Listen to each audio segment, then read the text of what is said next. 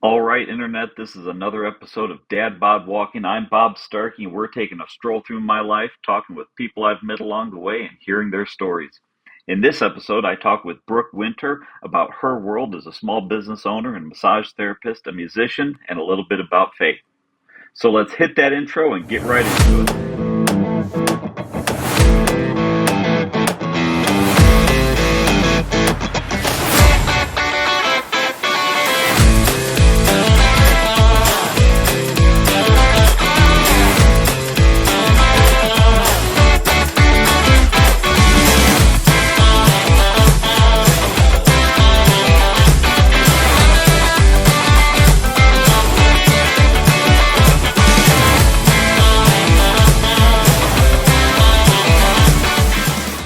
And so today we are going to talk to my friend, Brooke Winter. Hi, Brooke.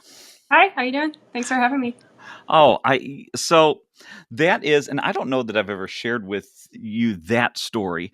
Um, uh, my my mom and sister would always go to um, the last place of employment. I guess I don't know if we're promoting Uh, and we've just always found that you go get a massage. You're having a bad day, having a bad week, go get a massage, and for 45 minutes, 60 minutes, 90 minutes, whatever it is, you feel better. You can like disassociate from the world, and um there's so many out there.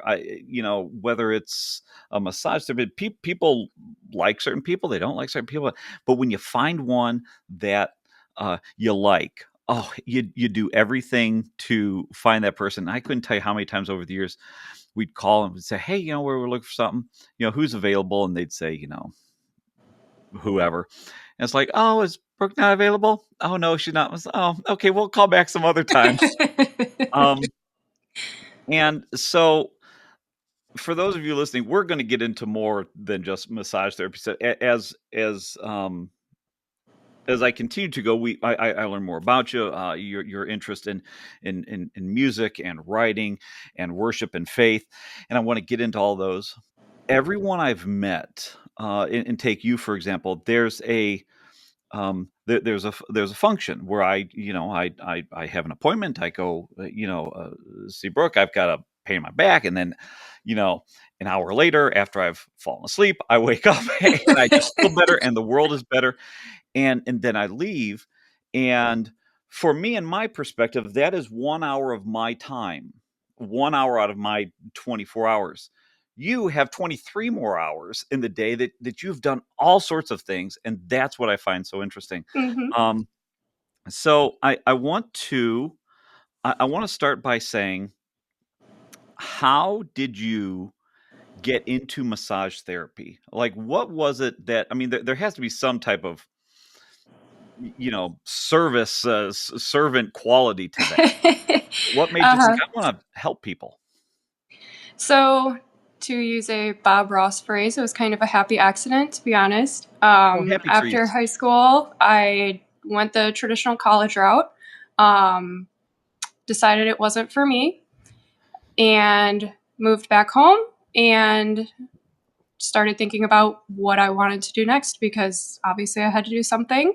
I had always been interested in science and the human body and how it works, how it can malfunction, and how you can use different tools to help people feel better. So I ended up coming across an advertisement for a massage school that was in the next town over. And honestly, kind of on a whim, I decided to go for it. And it ended up being the best decision of my life because, yes, I have always kind of had that, helping element to my personality. So it kind of let me fulfill my interests in science and the human body and help people at the same time. So it's One, become my life. you mentioned science, and I had Mhm. met someone a while ago that uh, they were debating the merits between massage therapy and chiropractor, that world. And the question was, so here's a science question, and I don't know the answer, and it's totally fine if you don't either. It's just one of those questions we can throw out in the ether. Mhm. I said, my back is constantly hurting, and I just feel like the muscles are tense. And so the question was, are your muscles tense because your bones are all jacked up and you need a chiropractor, or are your bones all jacked up because your muscles are tense and you need a massage therapist? And I suppose it would behoove you to say, "Oh, massage all the way," because that's your profession. But is there an answer to that? I mean, I guess there is. It's different person to person, you know? Oh, that's a church answer. Everyone has their own kind of thing going on. So, yeah, and that's part of what I love to do is kind of trace back the issues and pinpoint the origin of it, whether it is kind of skeletal and structural or if it is coming from your muscles. Or one of the main kind of components of what I do in my practice is integrate mental health into it. So, it could even be coming from something more psychological than physical. So, kind of I finding what somebody has going on is key to helping them. I think in my next venture of episodes, maybe season 2, is just going to be mental health. Mhm. Something that I'm finding with everyone I'm talking to is somehow there is there's either a breakdown of mental health just as an epidemic, or Okay. it's always been there and we're just now comfortable enough to talk about it. True. And so I I don't know which one it is. I Could be a want to little of talk. both. Could be. I don't know. Mhm. I want to I want to ask about the business side of things because Mhm. I am so fascinated by people who have the courage to go out and do their own thing. I am so timid. I could not be a salesperson that survived on commission. I would just be terrified to do what you did. Now, so you used to work at a salon where I met you. I don't know if you had worked at others, spas. What made you? Two questions. A whole page of questions. What made you think, you know what, I'm going to, I have the client base. I'm going to do this on my own. I can do this on my own. What made you think that this is where I want to be?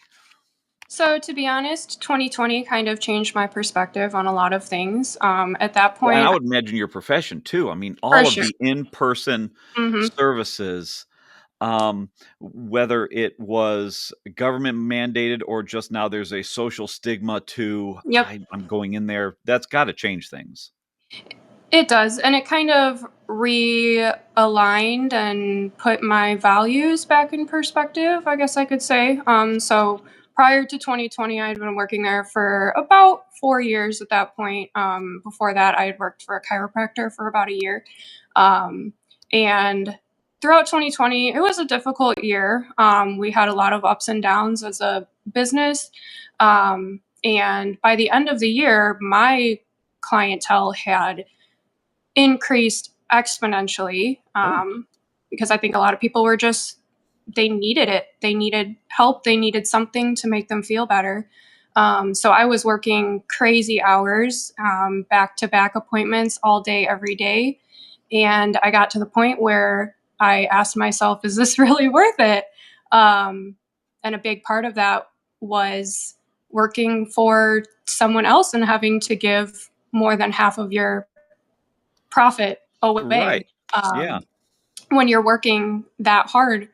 So I took some time and I went over everything and I really thought about whether or not I could make it work on my own if I thought that my clients would be willing to follow me.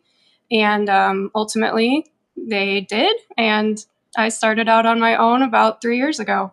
So, I I have a question about the industry. And this would be whether it's a massage or an esthetician or a hairstylist or a nail tech, any of these folks here, from any salon or spa. Um, mhm. One thing that I've just encountered over time is So when I go somewhere and I go to an establishment, a brick and mortar place, and I find someone that I like, I go there for that person. I don't Right. necessarily go for because I'm going to, ABC Studios. I go Mhm. because I'm going to see Brooke. What I have heard over time, and again, it's across all the different salons and spas, is that when someone leaves and then I call up and say, "Hey, I'm looking to schedule an appointment." They say, "Oh, this person has left." Man, they lock down, "Oh, well, where'd this person go? Because I want to follow this person." And the businesses assume that the clients are theirs when I was blown away by that because that was I it never occurred to me that this place Uh-huh. thought that I was theirs. I would go because I liked this person or that person. Mhm. I have someone who her name's Katie who cuts my hair, what's left of it. God bless her. And I have followed her from place to place. And I tell you, where she's at now is a fantastic place. Um, Moffitt's up up in Munster on Ridge Road. Uh-huh. Go check her out. But I got to tell you, if something happened down the road, I'd probably just go wherever she went because I'm tied to that person. Mhm. Um, how did you? Because we can talk about how then I found you after I left, but how does that work on your end when you're like, okay, I'm ready to step away from going to this place. I'm going to do my Mhm. own thing. Um, how does that work on your end of finding the clients that, hey, these are my loyal ones. These are the ones who call and say, oh, give me Brooke. Mhm. How did that work out?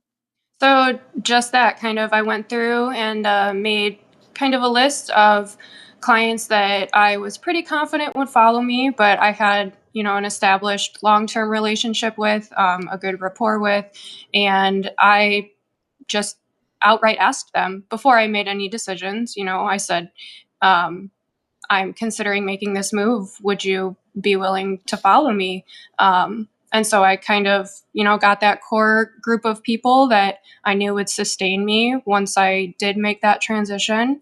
Um, and then after that, it just kind of became word of mouth for all of the rest of my clients, like yourself, that did not It, necessarily know that was happening, but eventually found yeah, out through the grapevine. And So, and it really was a grapevine. I mean, it was, for me, it was on social media, um, a Facebook friend of, and it just who shared something of something else, and it's like, that's what happened. And and I know over time that, in some of these businesses, I know they get real protective over that stuff. hmm And I know a lot of times they've threatened things. It's like, come on, guys, there's a lot of people out there, and you know, um, so you're branching out on your own. You've got hmm this core group of people that can sustain you, Yep. and the idea was, hey, I was busting my butt for hours and hours and hours on end. Let's just say you got half. What it doesn't matter. Let's just say you got half. Uh-huh. So you can decide, well, I can either do the same amount of work on my own and make twice as much, Mhm. or I can do half as much and Exactly. make exactly what I'm making now Mhm. and maybe have a better work-life balance. Correct. Um, what what were some of the nerve-wracking things since you've been doing this for 3 years now? Have you at any point thought, I may have to go back to something, or has it just been a smooth ride for you? For the most part, it's been smooth. There's always kind of ebbs and flows throughout the year, just in the industry with levels of busyness. Um, I, over the years, kind of identified what those slow times would be, so I could know that it's coming and prepare for it. So when I first started out on my own, naturally, when I hit that first one or two slow periods, I had that, kind of knee jerk reaction like, oh, maybe that wasn't, the right move, a great idea. But eventually it passed and I would, pick back up and go right back to being normal busy. So if anything, that was a bit of a hiccup, but not really a hiccup because it's how it's always been. It was just a new environment and a new, situation. So I had to adjust to it and get used to it. But other than that, it's been amazing. One of the hats that I wear is for better or worse, I am in politics. I have breathed politics for so long, and I'm one of those, if someone says, "Well, I don't pay attention to politics because it doesn't involve me." And I always say that doesn't make sense. And so here's a one-off question. You've been on your own now for a couple of years. Hmm. You were at a business before, several businesses before that, the salon spa, and then the chiropractor. Do you, being a small business owner, do you have a sense of um, uh, I always have when I go and I see every parking spot full at a restaurant, and for the next 3 restaurants, they're all full, I think, "Oh, the economy's going well. Things are going well." Hmm. Do you get a sense that, especially going through COVID, that, hey, people are they're not spending so much money on, the service industry. Maybe they're foregoing these things, or the opposite. Hey, everybody must be doing well because I'm booking now through the end of May or whatever. Um, as a business owner here, this is where the political side comes in. Do you have a sense that when things are going well, when things are going bad, does that factor in, or does that never matter? You just know that, hey, in July nobody comes because everybody's on vacation, and for the 2 weeks after Mother's Day, Sweetest Day, and around the holidays, I'm packed. Hmm. I'm just guessing those times. I don't know. Is that kind of how you gauge your calendar? Yeah, I would say for me personally, my level of busyness is not necessarily reflective to the conditions of the economy or anything like that. And I think it really does just depends on the business and or the service provider in person, and how much you're valued by your clients or your customers, and are they willing to spend a little bit less somewhere else when things get a little rough to make sure that they have spending money to come see you. And that's kind of one of the things that I really try to focus on in my business is making it affordable and accessible to as many people as possible for them to come as often as they want because people need it and they value it. Um, so I We try to would. not let the economy be a factor as much as I possibly can as a business owner. We I know in our house, that's always been something that family budgets are what they are, and, the ups and downs of things. We always had to make sure we had money because you wanna feel good, you wanna look good because as the outward, sometimes so the inward, and, we I always made sure I had a couple extra bucks, and, Hmm. whether it's, you know all that feel good stuff. I mean, you can't live on bread alone, I guess. Right. I'm going to go back to asking about um, the best compliment as a business owner in your profession, the best compliment you've ever received. I'm going to say, and this is maybe with some hubris. I would think if I'm a massage therapist, the best compliment that I can get is needing to go, "Hey, wake up! It's over. Go home." That's just me, and I know that's me, man. I You put me in a mildly lit room on a table, and I am out. Um, but I have to make so what is the best compliment you've received, and how does that make you feel, and how does that keep you moving in a business? I never really thought about that. The best compliment. I have a lot of different people who come to me for a lot of different reasons. So I kind of hear a lot of different reactions to their massages, to their appointment. Um, I really appreciate when somebody tells me how peaceful they feel, how peaceful they feel like my work environment is, and when they come out feeling better than they came, because that's the ultimate goal. And I think peace is something that a lot of people struggle with today. So for me to be able to give that to them for an hour or an hour and a half it means a lot to me to be able to do that. And so over time, I have discovered that you play music, Thank you. that you write music, that you are then an author, which you can go onto the Amazons, I hear, and order your You writings, can. Mm-hmm. which is phenomenal.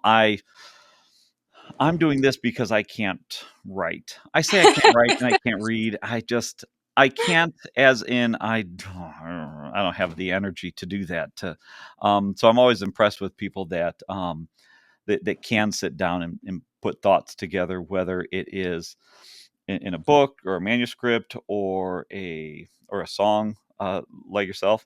Mm-hmm. What Tell me about this interest in music, because music is a huge thing for me, and I will interrupt you 400 times here in the next half hour about Feel that. But when did you start finding an interest in music to say, I'm going to pick up the guitar, I'm going to play, I'm going to do these things? When did that really start to grow with you? I've kind of always been interested in music for as long as I can remember. As a very, very, very young kid, I always sang in choirs. I always sang in church. I was always the one asking if I could get up there and sing with all of the adults. I did my first solo ever on Christmas morning in third grade, I believe, singing "Angels We Have Heard on High." Oh, So it fun. goes back quite a while. And over time, I just started, picking up different instruments. Um, and guitar is by far my favorite and my go to instrument. But yeah, it's kind of always been ingrained in me, part probably because my mom used to play music for me while I was in the womb and as a little baby laying on the floor on a blanket to relax, just listening to music. I think that started it out in me and it just grew from there.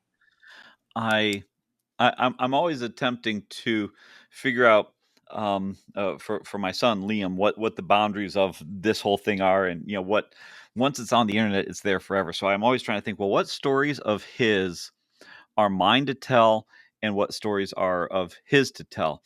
But one thing I'll say about the music side of things, Liam was um 3 4 years old before he would talk. We had him in some speech therapy and stuff, and it all, Mhm. all did really well. um but he feels music. Like, you could see when music turns on, when something's there, it's like it flows up and out of him.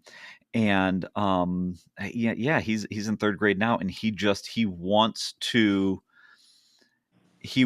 perform, but not for people. He's perfectly fine being Mhm. on his own and just doing his thing. When you get up there, and so you get up there, you've got, and again, I don't know what your worship service is like. I There are so many different types of worship service out there. Some Mhm. of them look like you're at a rock concert, and like you have to wade through the fog machine to get Uh-huh. up there, and there's laser lights. And then other ones, it's the 80-year-old lady on the 100-year-old organ, and it's turn your page to and then everybody's out. um when you get up there, does that feel very natural to you? Each time, do you feel like you have to get into get into character when you go up there? Or is that just, if I handed you a guitar right now, you get up there and you do your thing, and it wouldn't change anything for you? It honestly phases me not a single bit. I could get up there and I could do it all day, every day, and be perfectly fine. I don't get nervous. That's kind of that's my spot. That's where I feel most comfortable. I think probably in the whole world is up there leading the service and playing music. how how long have you been doing that? How long have you been leading worship, with the band, being a part of that? It's been almost 9 years now. What instruments do you play? Guitar, piano, ukulele, bass, and I am teaching myself violin. I do a podcast. Wow. That's incredible. Violin. So are you doing the violin route or the fiddle route? Technically, it's a fiddle. but We more can so continue? sounding like a violin. Oh, okay. I um Music is huge for us. We went to a concert this last weekend, and I tell you, you put a guitar and a fiddle, violin, and a banjo on stage, and I'm done. Count me out. It's a religious experience. I'm waving my hands the rest of the time. Hmm. And I have always found, um, I think I even I I miss maybe not mistakenly, but I tend to call a lot of things therapy. Now, I will go get a massage and I'll say, "Oh, I was in therapy for an hour, hour and a half." I will go get a tattoo and I'll say, "Oh, I was just getting some therapy." Um, and I will do the same with a concert. I find it to be Hmm. very cathartic. Maybe I really should go to therapy. Maybe this is my therapy. Um, is is it the same for you when you're playing, or do you get a sense that, hey, I'm up here, I'm leading this worship, and that I can tell that the people in the audience are then receiving some type of um, therapeutic, cathartic value out of this? So, not unlike your life as a massage therapist, that I'm helping facilitate this. Is it just as therapeutic for you to be up there, or do you feel like you're more shepherding the herd? I think it's a little bit of both because it's serving kind of a dual purpose. I feel it's allowing me to be involved in the music and the worship aspect of it, but also helping other people make that connection through music. So I'm doing what I love while helping people, make their connection to God and their faith at the Do same you time. do you find that if you're ever not up there for whatever reason, you're not up there, somebody else is taking over, and you're like, well, I would have hit that note different. Do you find, are you able to detach from your desire to be up there and enjoy, or do you look at that and think I like it up there better? If I had a choice, I would always choose to be up there, which, to be completely honest, I 9 out of 10 times am up there, the one doing it, at least involved in it. But if I'm not and I'm just sitting back and letting somebody else do it, I try to just appreciate the fact that somebody else is filling that role for the day, um, and that they're allowing me the opportunity to sit back and just make that connection on my own and not have to be in that leadership type position. Um, so, So are you the worship leader, or is there a so at the moment, we have three people who are considered leaders, which I am one of them. So it's myself and then um, two other guys. And um, we each have our weekends of the month that we lead, which basically means that we are the ones that choose the music for the service. We kind of arrange it, put it together, um, kind of recruit the people who are going to be playing for that weekend. And then we are the ones that take charge at practice and kind of put everything together and get it ready for Sunday morning. So I lead two, sometimes three weekends a month if there's an extra weekend. Um, and most of the time, it is the same core group of five or six people that all play together. Most of us play different instruments, so we can kind of swap. Someone can play piano one week, and that same person can play guitar the next week. Um, but we all just kind of come together and work as a team to figure out who's going to be doing what for the weekend. But yeah, that's kind of a rough outline of how things work at our church. So I am one of the leaders, but not the only leader. Okay, well, we'll just say you're the leader. How about that? Okay. The leader for this week. How about that? Sure. I had a I grew up in the First Christian Church of Dyer. It was a non-denominational church in Dyer on Route 30, Mm-hmm. and um, it was worship time was always something I think I look forward to the most. I think now they have since closed their doors. Another church was seated in that building, and I hadn't been back in this is a long time, so forgive me. But I I always found worship at the time to be the most interesting part of going to church. Now I think I would find it to be a sermon. Um, but I think I'd get too distracted to where if I'm listening, I'm probably gonna then take something and start Googling whatever they said and lose the last half of it. Um, so we'll say 90s, early 2000s, mostly 90s, worship stuff it was some of the cheesiest music. Absolutely. Oh my word. But I mean, it's still, and there's two different types. There's the late 90s, early 2000s worship music that I think most people, if you started humming it in the grocery store, would probably still know some of the hand motions too. Um, to then Christian music, which I gotta tell you, by and large, has always been bad, and I don't know why. Now, there's some people that I absolutely love. I have um, there right there is an advertisement. I think I'd have to look at, but that might be from like 95 or 96 when Stephen Curtis Chapman came to the area, and Hmm. I absolutely love him, and so I kept the advertisement for it. It's just a piece of paper, and um and he was just at the Opry for the Opry 100th. So there's a handful of folks that have kind of stayed through. Hmm. The other day, I was jamming out extremely hard to a concert of DC Talk in in my car, and that was interesting. But why is it there seems to be a disconnect between Christian music and I don't even know what you would call it, mainstream music? Hmm. Um, uh, because and I'm not talking necessarily worship music because that has its time and a place. Um, for me, I would almost have to be in a certain headspace to turn on a worship music. Although I think you can find any music to worship to, so long as you're just you're in the mood for that. But why is there this weird disconnect between Christian music, church music, and mainstream music?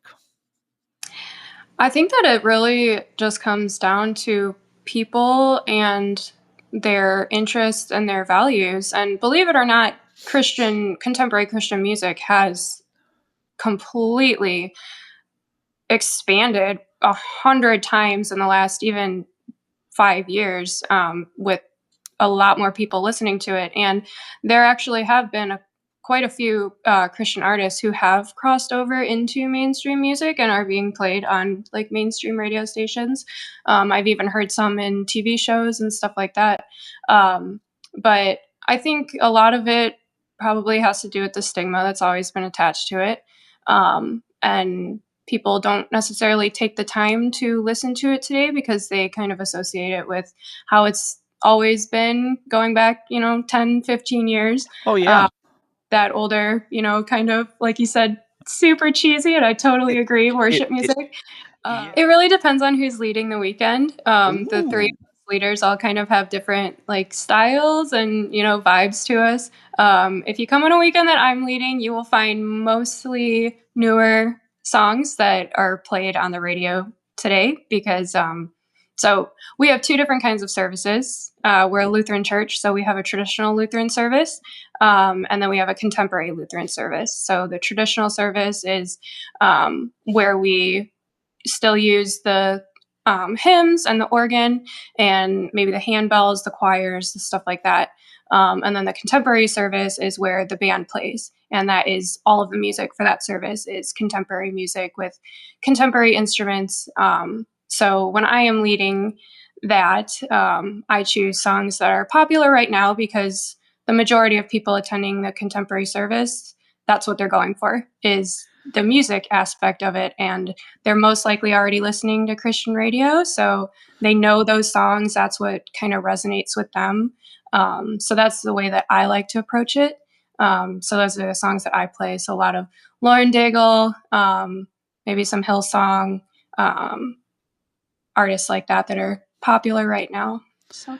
We also had two. There was a 9 o'clock and a 10:15, and I remember that. And um, the 9 o'clock was the traditional Mhm. service, and what I can remember from that is never wanting to be at that one because it was. I mean, it was a Q-tip crowd.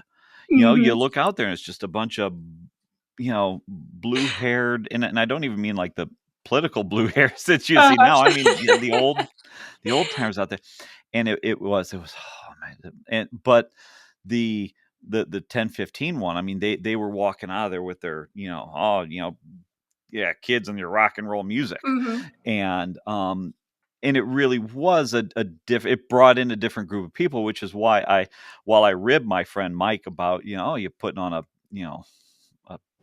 three act play every time, it's because it draws in a different group of people. There's some It people does. that really like, and depending on your mood, there is something nice about a quiet traditional service, Mhm. a couple of hymns, a gentle sermon, more of a uh, moral reminder of things you should and could be doing in life. Mhm. Um, and then there was the contemporary service where it was maybe the same sermon jazzed up a little bit, but the music was definitely uh, there to capture you. Like I said, we went to this concert this weekend, and I was transported away. There was one song I had tears coming down my face.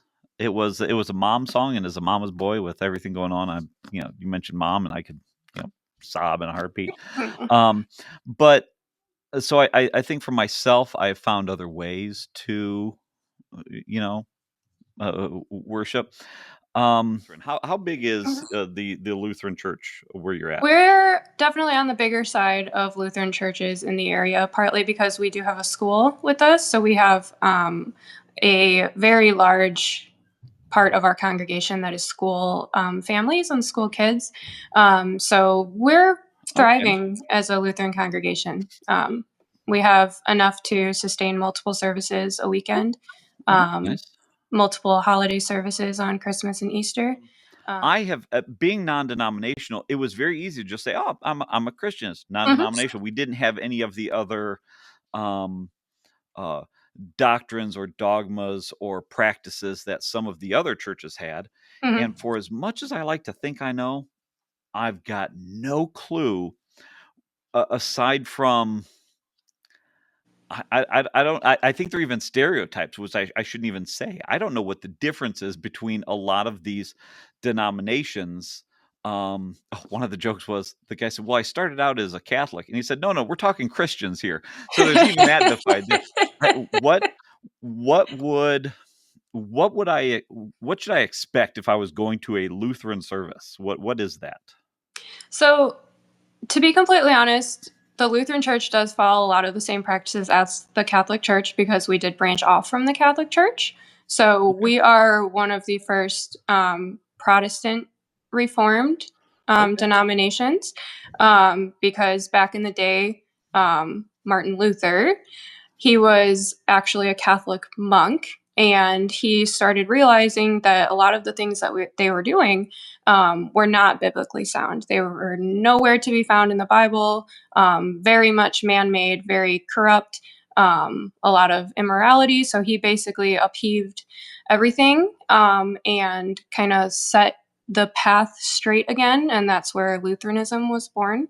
Um, so, since we branched off from the Catholic Church, we do maintain a lot of the same service structures, a lot of the same kind of liturgies, which are the things that you say throughout the service, the prayers, some similar hymns.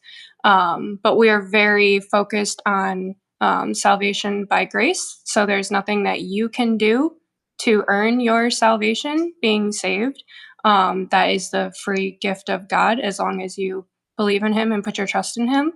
And that is kind of what we base our confession of faith around is being saved by grace and grace alone. I feel like the wish.com version of Joe Rogan for a second, where it's like, I'm speaking, but I know nothing. I know nothing, That and is I'm okay. just listening here. Um, it's funny because I find that a lot of my um, religious knowledge, knowledge from and of faith, uh, comes from a conversation that I'll have, and then I go read about it. Mhm. Where when I say I have zero interest to go back to school, I'm not going to sit down and just pick up a book and read it, but I will, and maybe it's that ADHD where I will just now go investigate and research something for days on end, and then I will become, an armchair expert in whatever. But my knowledge of faith is 2 miles wide but about 3 inches deep. But it sounds like we could probably do a theology discussion where you talk and I listen and I I am sound very like much an a idiot. Bible nerd, so anytime.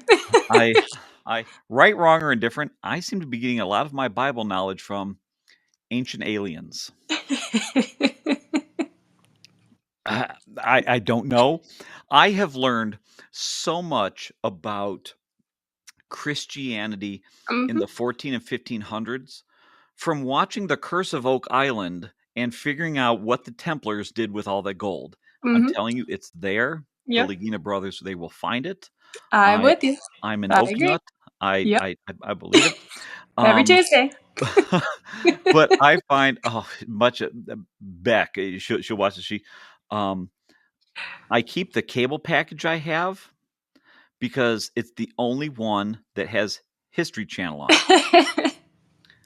And then I'll record them, and then I don't watch them, and then I go watch them later. It's a whole thing.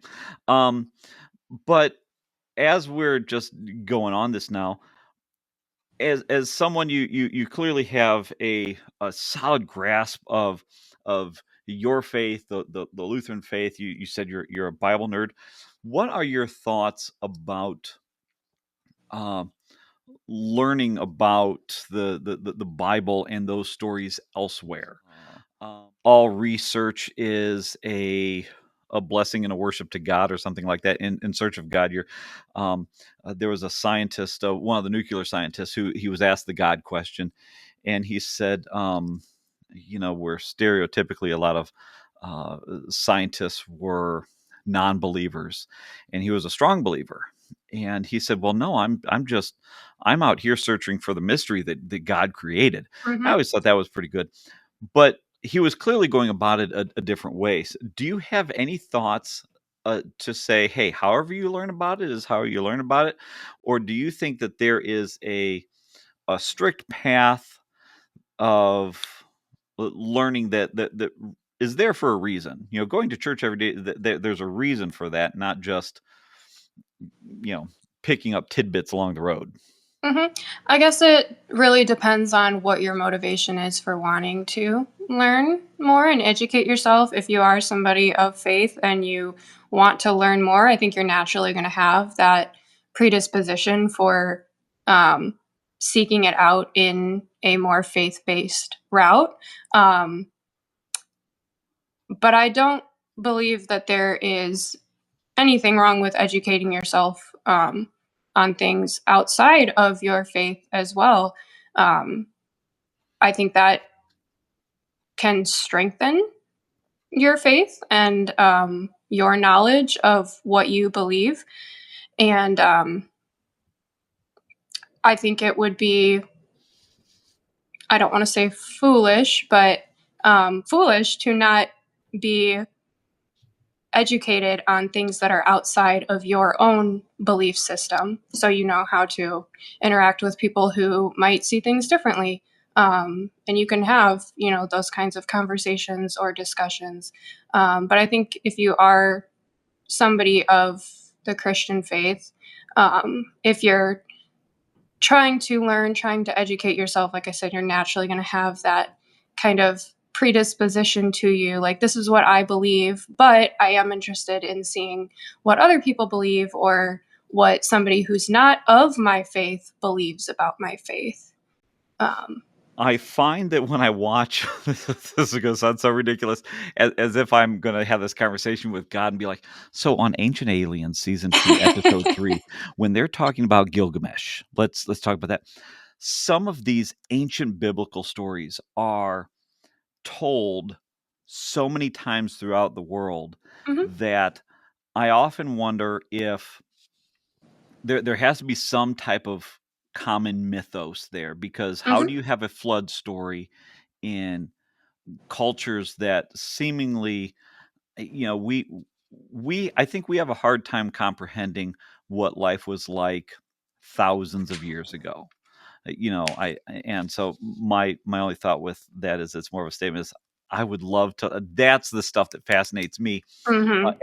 at the moment. At the moment, I feel fine in my faith and my daily conversations.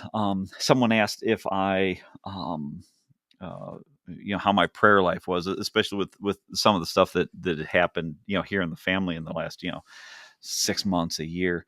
And I said I don't know that it's that I have a prayer life, um, other than in my estimation it feels like just an ongoing conversation. Mhm. Now I'm sure there will be some folks that will say, um, the theology of it is to um, set time aside, sometimes going through the physical rituals of getting on your hands and knees and praying. That's a part of it because that sets your mind into a place.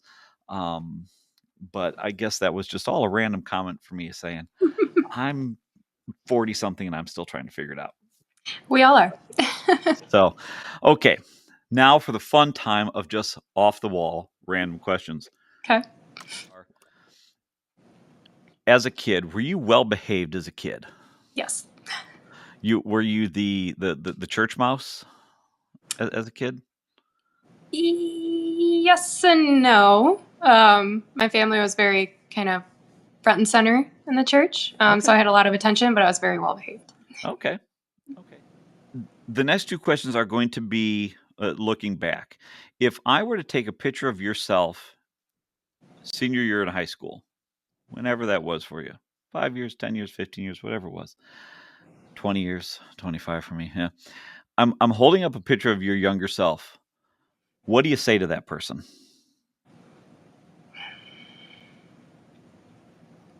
There are no passes in this game. Also, sorry about your luck. I would say just keep going. Don't Oh, give up. Dory, just keep swimming. Just keep swimming. 10 years ago, is what you're doing now what you thought you would be doing? Mm, no, not necessarily. No? No. Here we go. Here's the questions. What is your favorite word?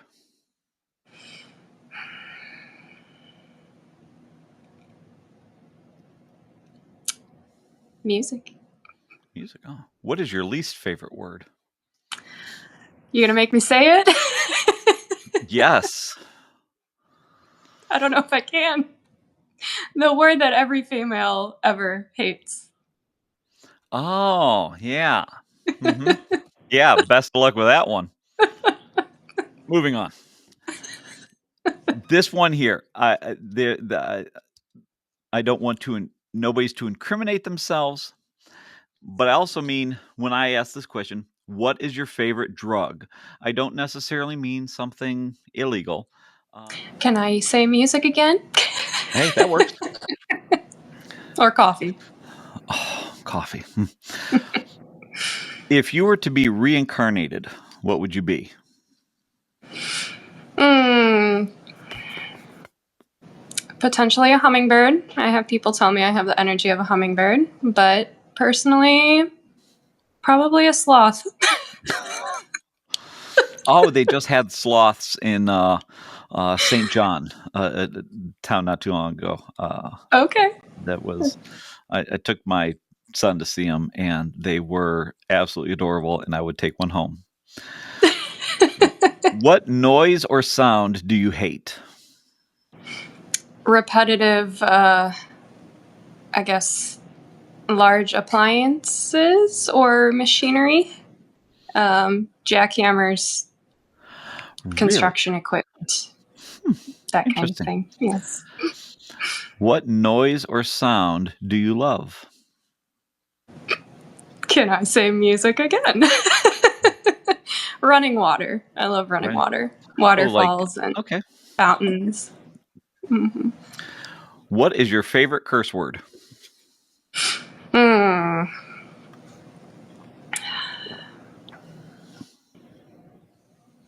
Shit.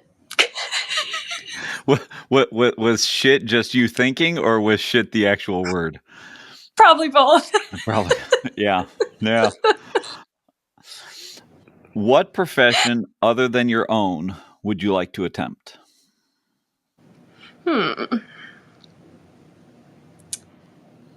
My inner foodie's going to come out, and I'm going to say a professional food taster. What profession other than your own would you not like to attempt? Probably any sort of desk job. Yeah, yeah, being tied in cubicle city. Yep, not for me. So, Yes.